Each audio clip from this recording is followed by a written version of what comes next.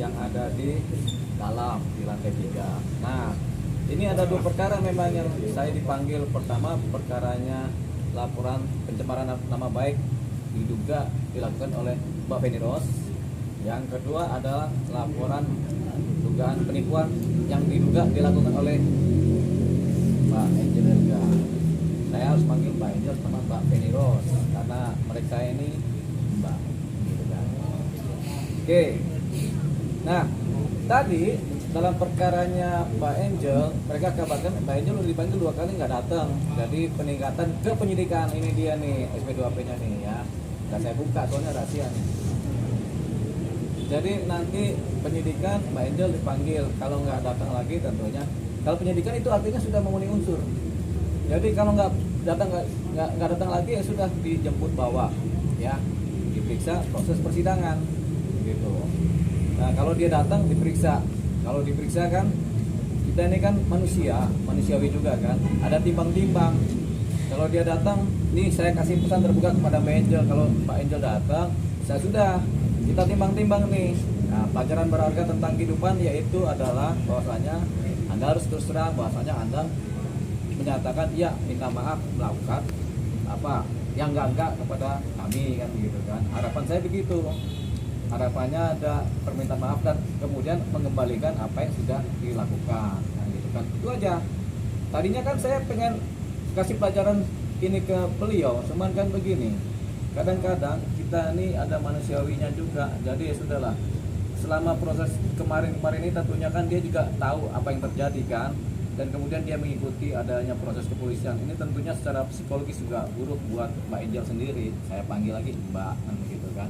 Nah, jadi Mbak Angel mungkin secara psikologis buruk, atau malah dia nggak peduli. Kita belum tahu nih. Kalau saya berpositif tinggi, mungkin Mbak Angel secara psikologis mengalami apa tekanan-tekanan di kejiwaan ya, sehingga bisa mengalami stres atau depresi. Ini juga saya nggak mau juga sebenarnya, karena saya juga kan psikolog ya. Jadi harapan saya dia datang, kemudian sudah, mari kita selesaikan ini, ya kan? Apakah dia selesaikan secara hukum atau kita restoratif justice? Kan itu ada 2 kan, kalau hukum itu kan. Nggak boleh juga kita bilang harus dihukum, nggak boleh. Ya itu namanya nggak baik ya. Nah itu saya harapkan begitu ya. Nah,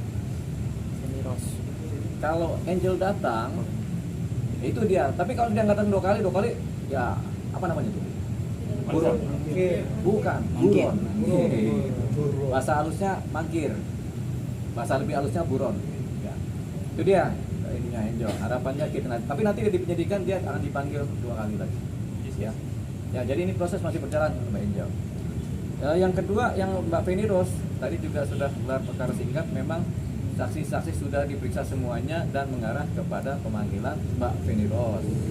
Bukan sebagai tersangka, tapi sebagai saksi dulu terlapor. Saya juga timbang-timbang juga. Harapannya seperti yang terdahulu, Mbak Feni Rose datang, sudah kita ngobrol-ngobrol, gampang kok itu kan, cuma persoalan-persoalan begini kan. Artinya supaya dia tidak latah atau tidak lagi melakukan perbuatan-perbuatan yang menganggap rendah seseorang, martabat seseorang.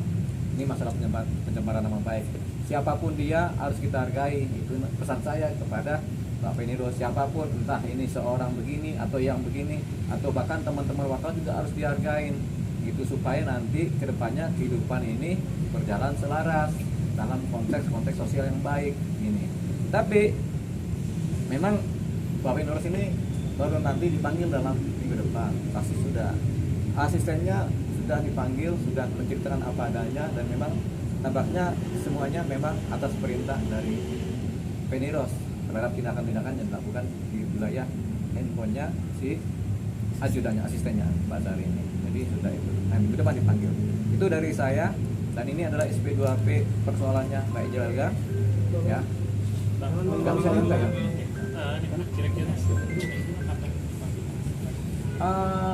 Next sidik itu minggu depan. Next sidik minggu depan itu ini hari minggu ini.